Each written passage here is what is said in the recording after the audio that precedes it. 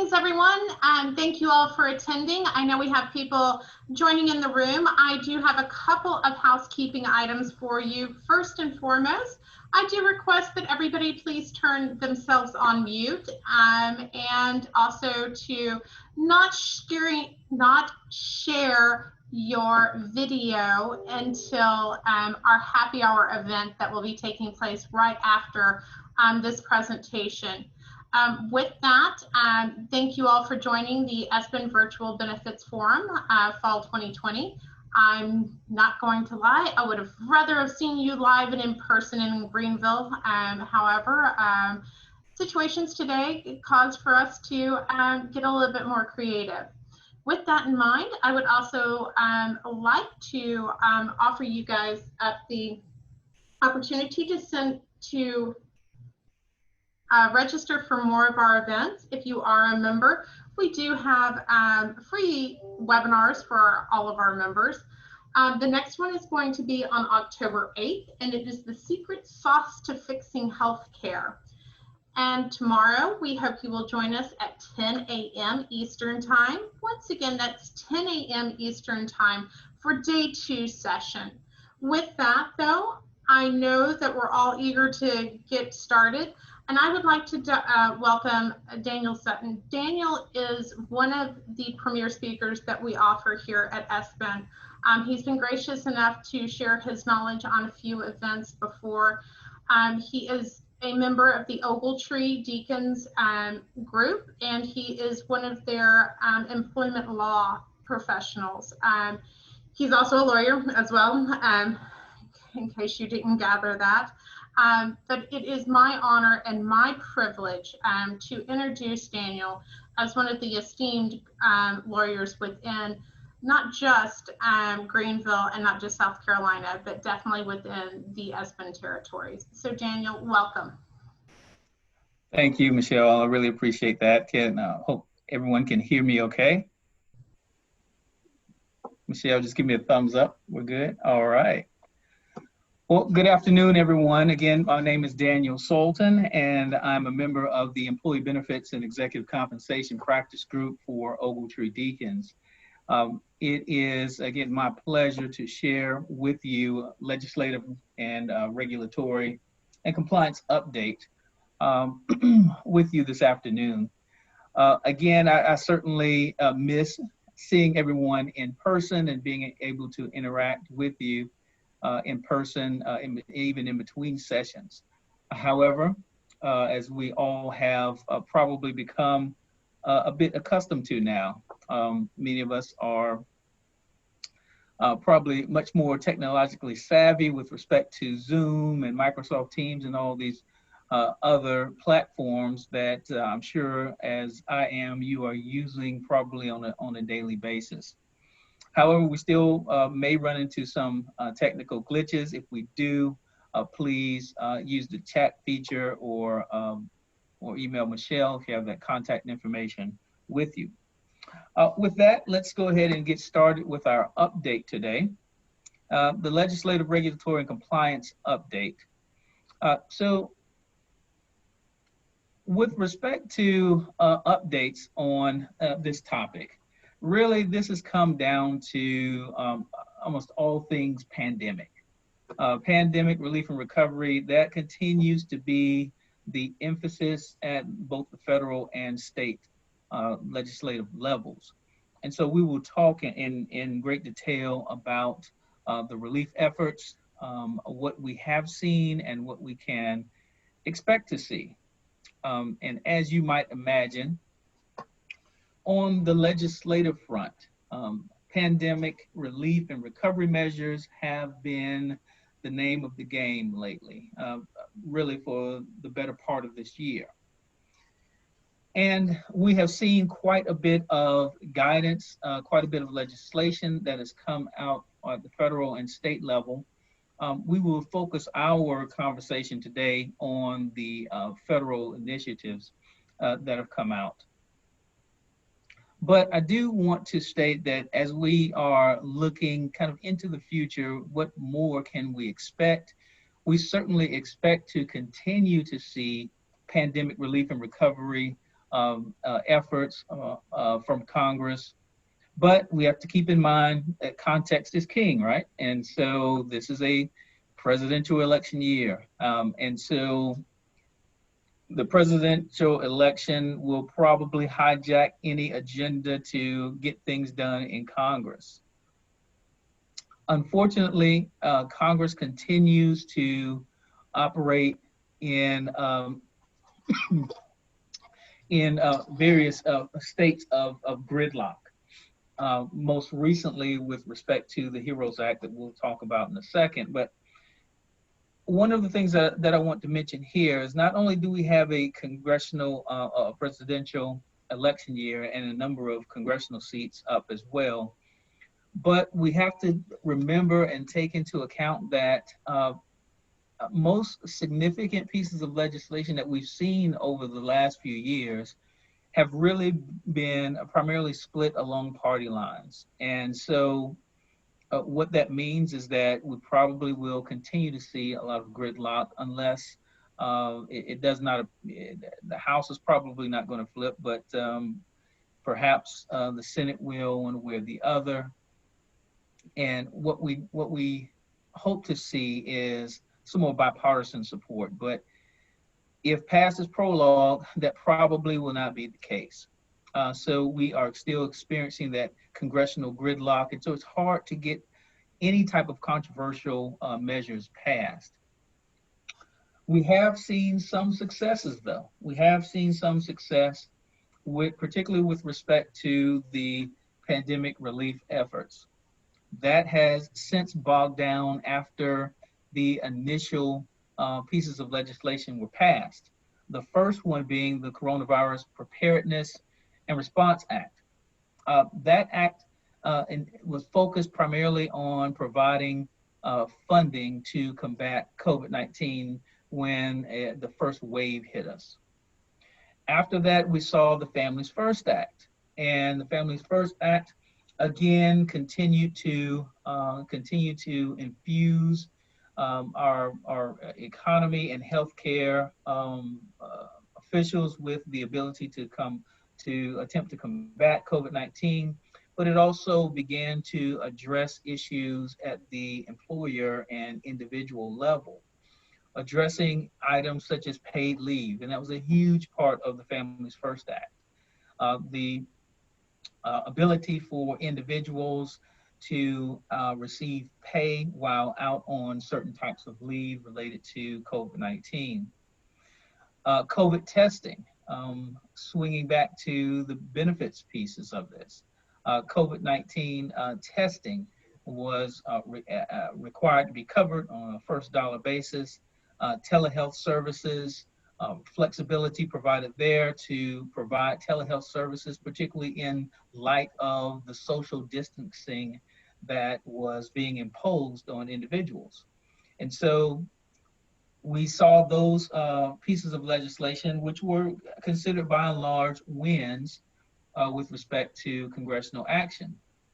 And then the third major piece of legislation was the CARES Act. And the CARES Act really expanded on provisions under the Families First Act with respect to paid leave, COVID-19 testing, and then more particular retirement and health plan relief provisions. For example, under the retirement plan, providing for expanded avenues or relaxing the requirements regarding accessing funds so that individuals could receive what we now call COVID-19 distributions. Also, individuals are able to access loans under certain circumstances, and the expansion of requirements related to the amount of the loans that could be provided to COVID-19 qualified individuals. All of those provisions covered under the CARES Act, expanding relief efforts in, with respect to health and welfare plans as well. With respect to first dollar coverage for COVID-19 diagnostic procedures and preventive measures, All of those provisions were included under the CARES Act, and we have also seen some subsequent regulatory and sub-regulatory guidance regarding those particular issues. And then finally, the Paycheck Protection Program and Healthcare Enhancement Act. Particularly once the initial Paycheck Protection Program exhausted the funds that were available, there was follow-up through this really fourth piece of legislation to increase the amount of funds that businesses have had access to through the Paycheck Protection Program. So those were seen definitely as some wins from Congress in response to the pandemic. But again, those efforts were seen as great and primarily seen as wins for Congress. But we began to bog down again with additional efforts to try to address issues related to COVID-19 and the pandemic. The primary one being the Health and Economic Recovery Omnibus Emergency Solutions Act. And I often wonder who is tasked with coming up with these names of these acts. But the HEROES Act, and it sounds great. Everyone wants to be a hero. And this particular piece of legislation continues on the theme of assisting in this time of crisis for our country.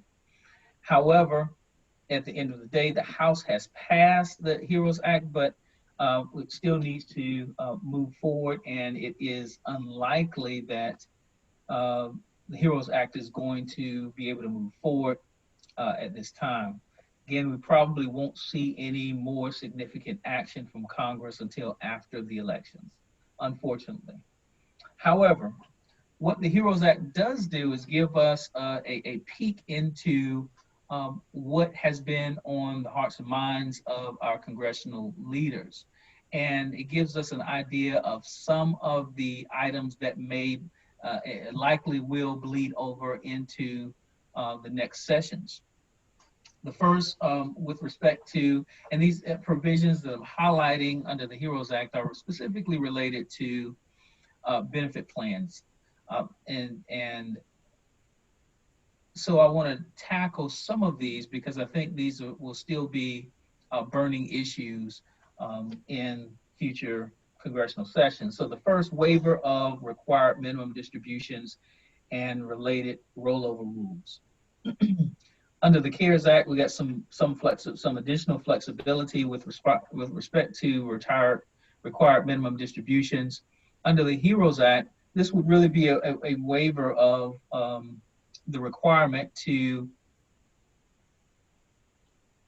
provide these RMDs and issues related to rollover of the RMDs.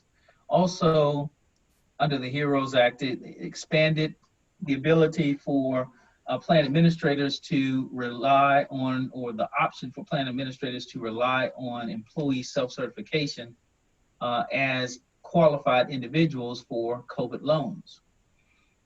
This again provides more flexibility, easier access for individuals to access their retirement funds. And then first dollar coverage of COVID-19 treatment. Under the CARES Act, we saw coverage of first dollar coverage with respect to diagnosis of COVID-19 issues. Here under the HEROES Act, it was taken a step further to provide first dollar coverage for treatment of COVID-19 in anticipation of vaccine or other types of therapies that would be available to individuals. And then with respect to another hot topic for folks, COBRA subsidies. In the environment that companies have found themselves, many companies have had to lay off or let go employees. And it has been a key focus from the legislature and even at the agency level, a key focus on helping individuals maintain their health insurance. And so COBRA subsidies were also included in the HEROES Act. The COBRA subsidies, the provision under the HEROES Act, again, we don't know how this is going to play out in the future, but under the HEROES Act, the COBRA subsidy would be applicable to the time period from March through January of 2021. So anyone, excuse me a second.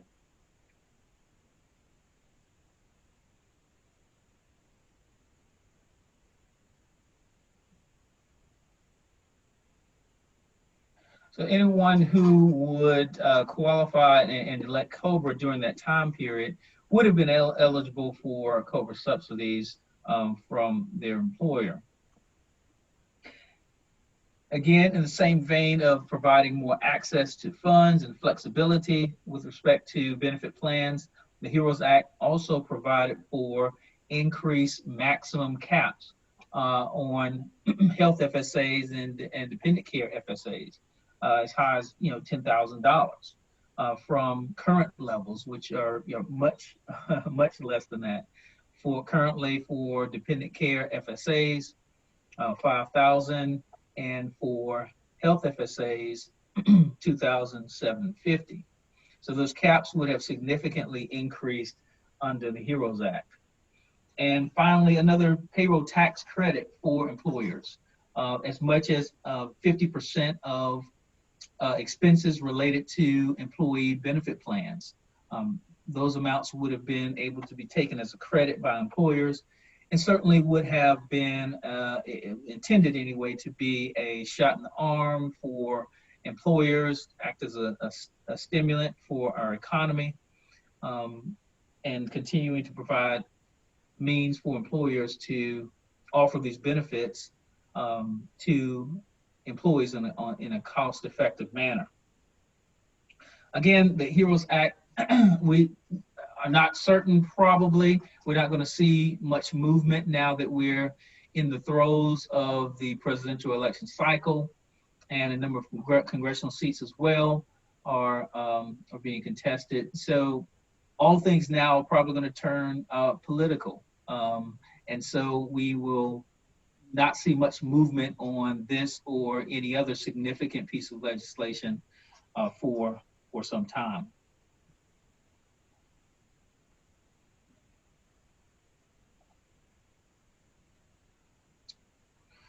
All right, so again, what do we do? What do we do in the meantime? What do we do in anticipation of what's to come next?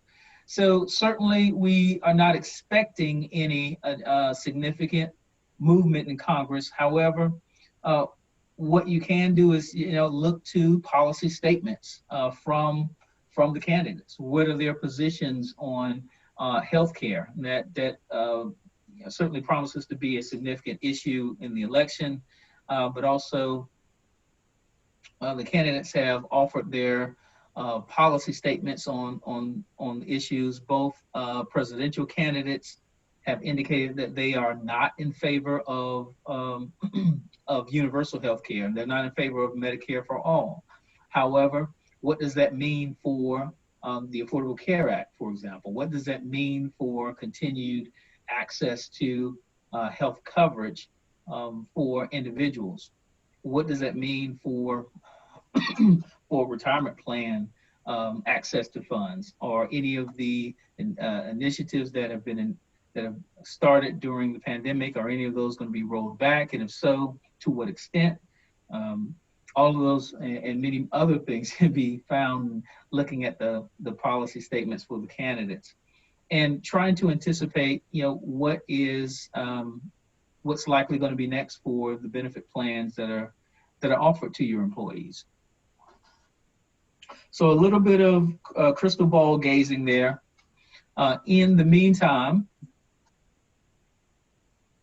we certainly still have a number of We certainly still have a number of pieces of regulation and guidance to keep everyone busy through the end of the year and into next year. A couple that I want to highlight for us today. First, the lifetime income disclosure requirement. So the Department of Labor issued an interim final rule regarding the lifetime income disclosure requirement, which is scheduled to become effective August of 2021.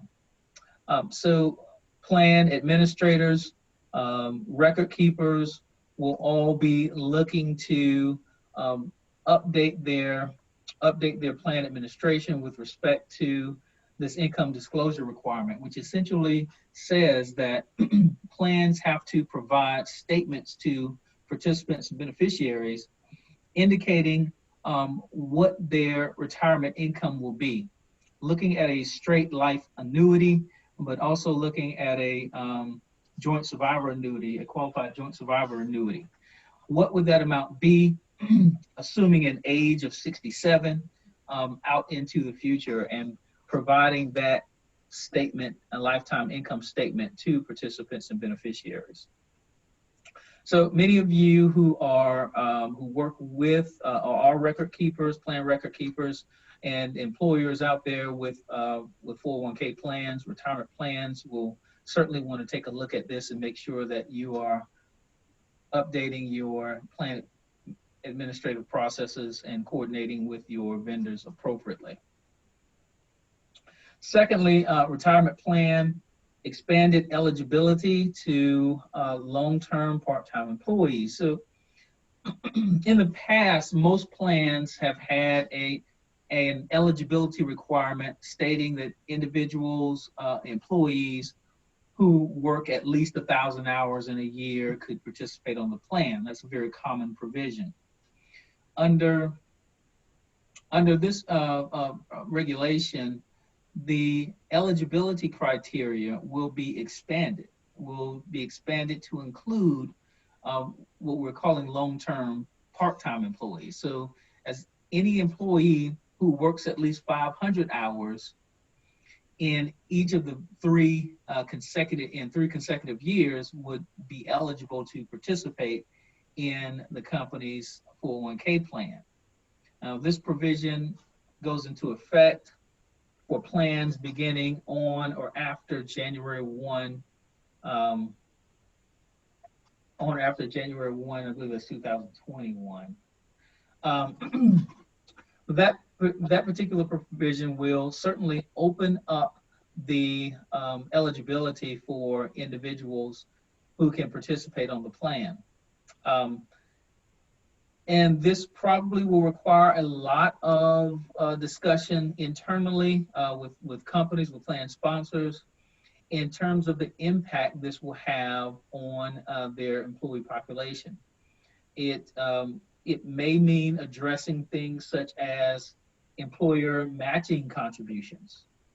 How will this impact the budget for matching contributions, required or discretionary contributions?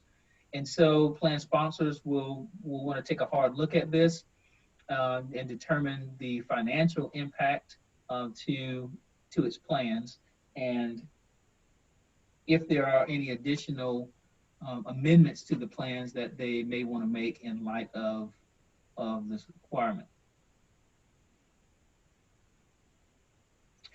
All right, so we've seen some additional guidance, quite a bit actually, in terms of notices from the DOL and the IRS, following up with respect to the CARES Act and Families First Act. A couple that I want to highlight here, because it impacts so many individuals out there, and plans will need to be amended to accommodate these changes.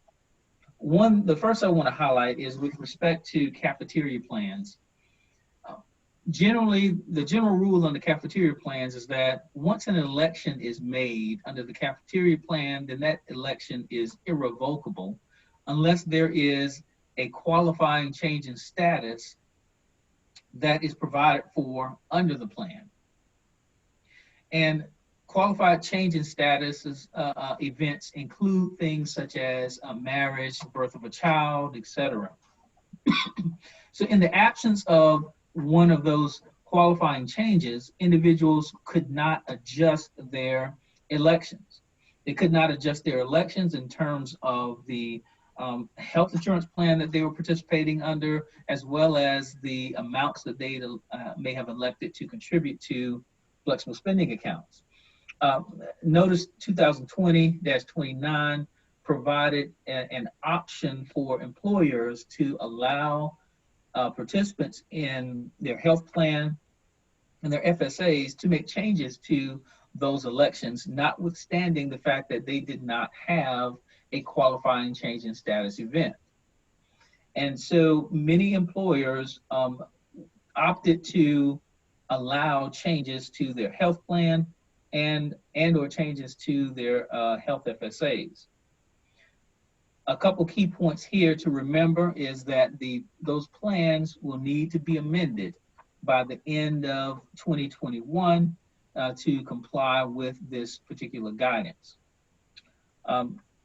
As a practical matter, most employers that have adopted these optional provisions have already rolled out communications to their employees and allowed individuals to make the changes. But employers need not lose sight of the requirement to actually amend the plan by the end of 2021. Again, similarly, the requirement or the option to allow an increase in FSA carryovers. Up $50 seems like a fairly low amount. However, the increase was allowed from $500 to $550. And again, amending the plan to account for the increase in carryover by December 31, 2021. All right, let's talk briefly about the judicial landscape. And what I want to talk here, I want to highlight the first two cases in particular. One with respect to the Affordable Care Act. Since the enactment of the Affordable Care Act, that law has been under a considerable strain in terms of litigation, trying to repeal or validate various components of it. The latest challenge to the ACA's constitutionality is pending before the U.S. Supreme Court. Oral arguments will be made November 10th with respect to this case. And as you are all familiar with, the Affordable Care Act has been challenged, particularly with respect to the individual mandate. It was challenged in Texas, and a district court in Texas indicated that the individual mandate, because it has been determined to be invalid, that because that individual mandate is now invalid, the entire Affordable Care Act can no longer stand. It can no longer withstand constitutional scrutiny. And so that case is pending before the Supreme Court. If the Supreme Court obviously rules that the Affordable Care Act is unconstitutional, that will mean, well, we don't know exactly what it will mean, but we will need to take a hard look at all of the provisions under the ACA that have been enacted and that have been included and incorporated into benefit plan designs and benefit plan strategy. So all of that will be unraveled depending on the Supreme Court's ruling, or it will be upheld. And so everyone is certainly waiting on tenterhooks with respect to the oral argument and the subsequent decision by the Supreme Court on that particular issue. So certainly stay tuned with respect to that case. Secondly, The second case, Rutledge versus Pharmaceutical Care Management Association. This is really a case that boils down to an ERISA preemption issue. Will ERISA preempt applicable state law? And this ERISA preemption issue has come up in a number of different contexts. And so it will really be interesting to see how the Supreme Court rules here and trying to settle ERISA preemption issues. In the absence of federal legislation in a number of areas, not just the area covered by this particular case, but in a number of areas, states have begun to enact state-level laws that impact employee benefit plans, such as state disability laws, and state health and healthcare laws. All of these laws have implications for employee benefit plans, particularly on the health plan side. And so the question continues to come up whether or not ERISA will preempt state laws as they relate to employee benefit plans. The DOL has taken the position in some cases that ERISA preemption does apply. In other cases, it's taken the position that it does not preempt state law. And so we also have somewhat of a hodgepodge of cases across the country with respect to the issue of ERISA preemption. And so it will also be very interesting to hear the decision of the court with respect to this particular case. As we look forward to getting these rulings, the question for most employers and benefit plan vendors and claims administrators is, what do we do in the meantime? How do we handle these particular issues in the meantime? And that's certainly something that you want to talk with your counsel about, your legal counsel about, on an individual basis. And these can be tricky and complicated issues with respect to whether or not ERISA will preempt applicable state laws. And evaluating the risk surrounding the implications of taking one position or another. For example, taking the position that ERISA will preempt state disability laws or state mandated benefit laws could have significant consequences for the plan, both in terms of state level agency, Department of Insurance intervention, but also in terms of litigation by plan participants who are seeking to enforce any state requirements. So you definitely want to pay attention to this particular case, but also pending the outcome of the case, making sure that you're appropriately evaluating any risk to your benefit plan or claims administration functions. All right. So what I'd like to do now really is I want to open it up for a few questions. If anyone has any questions about the material that we've covered, happy to give you. I'm sorry, Daniel. If anybody has any questions, please feel free to use the chat feature to share those questions. And Daniel, I do have one. I know a lot of the legislation we are waiting for, or they are waiting for the outcome of the elections, and maybe not necessarily the outcome of the elections, but the political stance within the elections. Are we expecting, though, a big change, especially with the HEROES Act, if the election goes one way or another? Yeah, it's hard to answer that question. With respect to the presidential election, I'm not sure how much impact that is going to have on the HEROES Act legislation. The congressional elections could have significant impact on it. So the House has passed the HEROES Act, which and it passes, primarily along party lines. And so if the Senate flips to majority Democrat, then we certainly, I would expect to see something similar to the HEROES Act, if not the HEROES Act, move forward.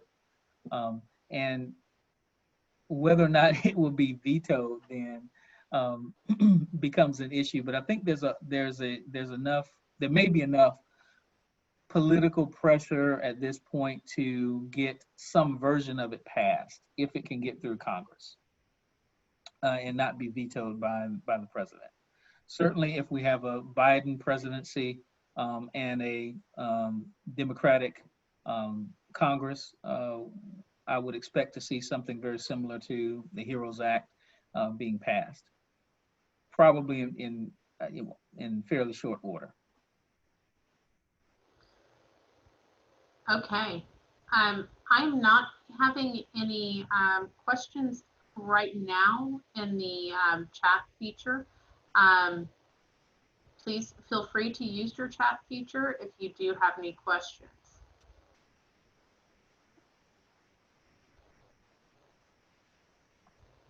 Okay. Jonathan, Daniel, it doesn't look like we have any right now, so I'll turn it back over to you. All right, no problem.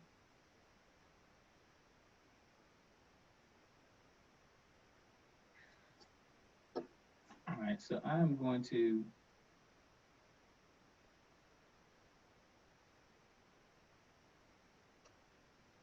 well, maybe I'm not.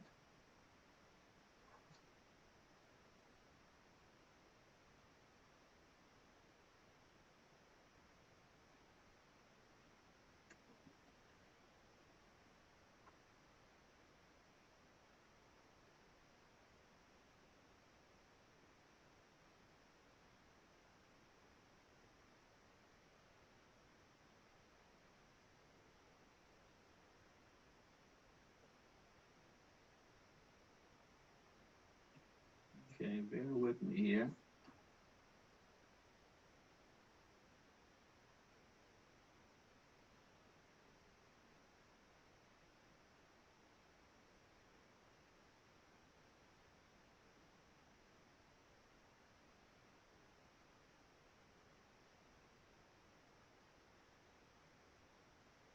Okay, so Daniel, we did actually have one come in, and it's a very interesting question.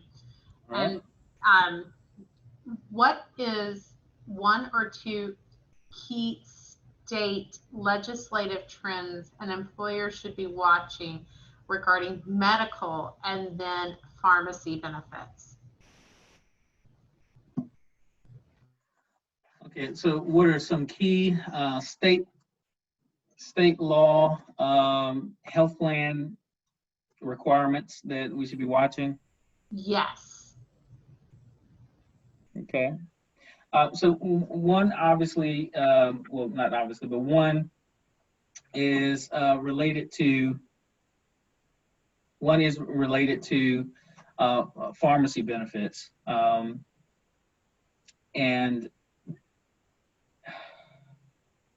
I'm not sure how much traction it will get, but certainly pharmacy costs have been an issue for the last, I don't know, well, it's been an issue for a long time, but at the state level, it's certainly become more and more of an issue over the last 2-3 years. And regulating, really states trying to regulate pharmacy benefit managers. And so not directly regulating or trying to regulate the health plan itself, but putting some parameters or trying to put some parameters around pharmacy benefit managers and formularies that that pharmacy benefit managers have in place. So that's one issue I think we need to stay tuned and stay tuned to. Another item that I'm seeing get some traction is with respect to what has been termed surprise balance billing. And whether or not plans, who's going to be responsible, or whether or not plans will have liability for out of network balance billing to participants, where a participant, for example, will go to a healthcare provider, and the healthcare provider may have a number of different healthcare professionals that are providing a service to the plan participant. And all of the costs related, to the services received at that healthcare provider may or may not be covered in network. And so the participant may receive some surprise balance billing from a healthcare provider that provided service, and the participant thinking that everything would be covered in network, and turns out that the anesthesiologist or some other provider is not in network. Who's going to bear the responsibility for that? And I've seen states begin to pass legislation regarding that surprise balance billing issue, particularly in light of an absence of legislation at the federal level. State disability leave laws is another one gaining a lot of traction. And the issue for benefit plans, not so much health plans, but disability plans, is will an ERISA govern disability plan provisions preempt those state disability leave laws? So those are some issues to be aware of, and depending on what state you're in, these may be hot topics. Some of them may not be. Some of them may be old issues because the state has been dealing with these issues for quite a while. Very interesting, especially in regards to the surprise billing. I think almost everybody is starting to see traction within in that element as far as interest in reducing that. We have another question coming in, and that is, I'm sorry, my thing just jumped on me. What is your take on the battle between federal and state legislatures or executive branch in controlling public health matters as it may affect ERISA or other employer healthcare decision-making actions? Who controls what, and where is the safe harbor? Okay, so repeat that. I think I got it, but repeat it. Let me make sure I understand. Repeat the question, please. Sure. What is your take on the battle between federal and state legislatures or executive branch in controlling public health matters as it may affect ERISA or other employer health care decision-making actions? Who controls what, and where is the safe harbor? Okay. So there's a lot wrapped up in that question. Yes. Let's see if I can parse it out. So who controls what with respect to federal legislatures and state legislatures with respect to public funding or government benefits? So let's start with parsing out who's responsible for what, and what is governed by ERISA and what's not. So ERISA governs primarily private employer plans. So governmental entities are not going to be subject to ERISA. However, governmental entities are still subject to other aspects that are primarily in the purview of the federal government, such as the tax code, right, and the Public Health Service Act.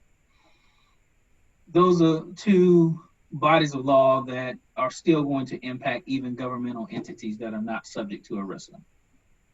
So setting that aside for a second, who controls what? From an ERISA standpoint, one of the reasons ERISA was enacted is to try to provide a national framework under which employer plans would be responsible.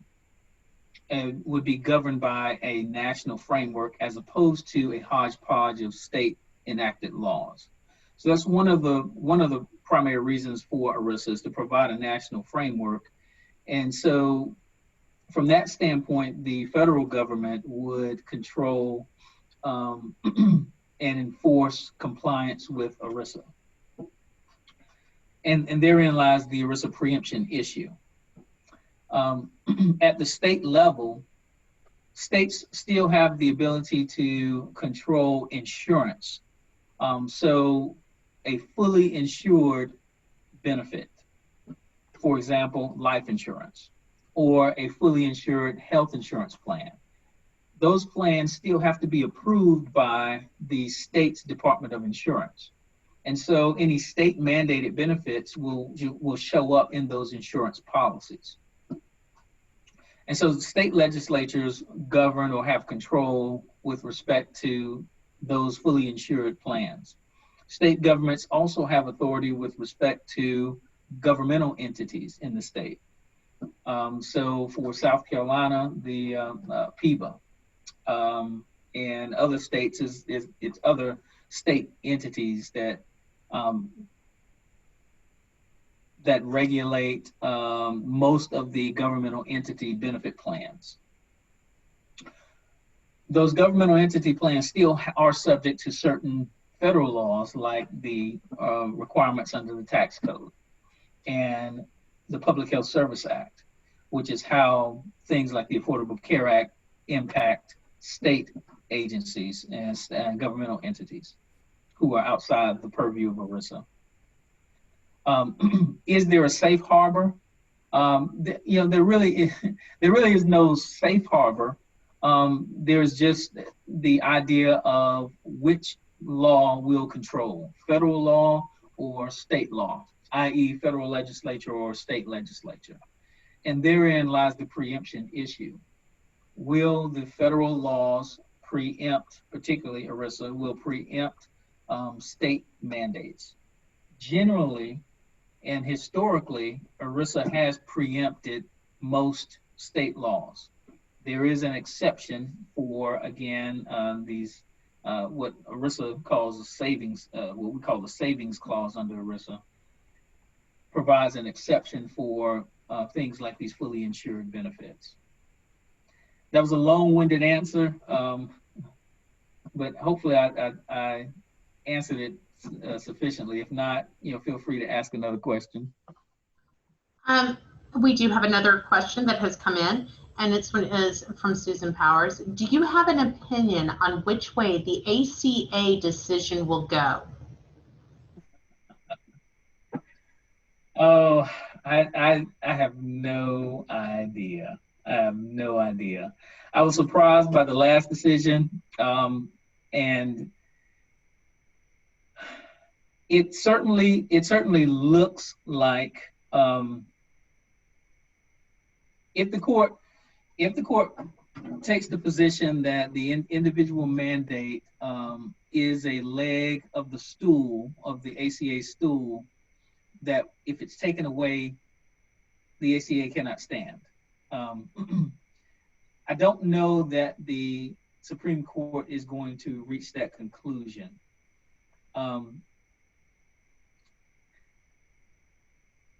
You still have essentially the employer mandate and the exchanges, and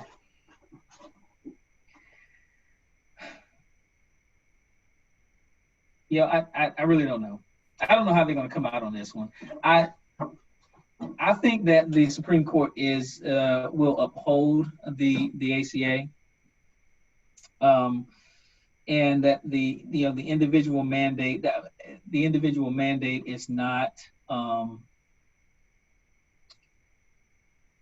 integral and necessary for the ACA. However, that was a particular focus in the prior Supreme Court's ruling, that that Congress has the authority,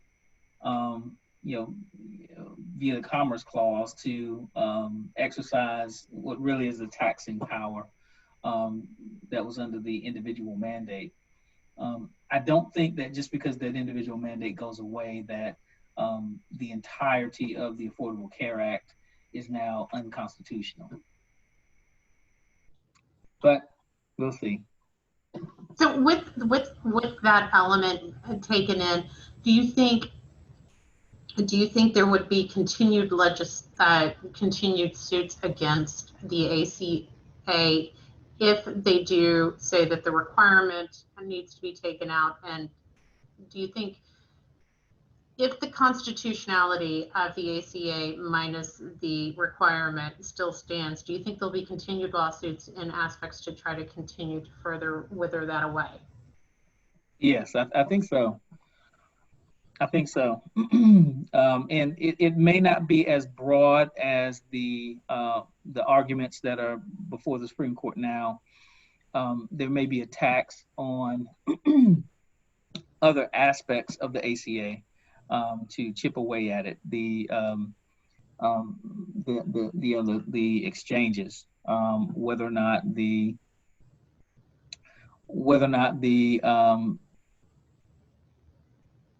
programs through the exchange are constitutional, whether or not I don't know. I think various aspects of the ACA have come under attack, and those lawsuits will continue. They're just at lower levels right now, and probably are not not seeing much movement because everyone's waiting to see what the Supreme Court ruling is going to be. Okay. And so I think once we get this ruling, if the ACA is still standing after the Supreme Court's ruling, I think we'll start to see the other cases that have already been filed continue to bubble up.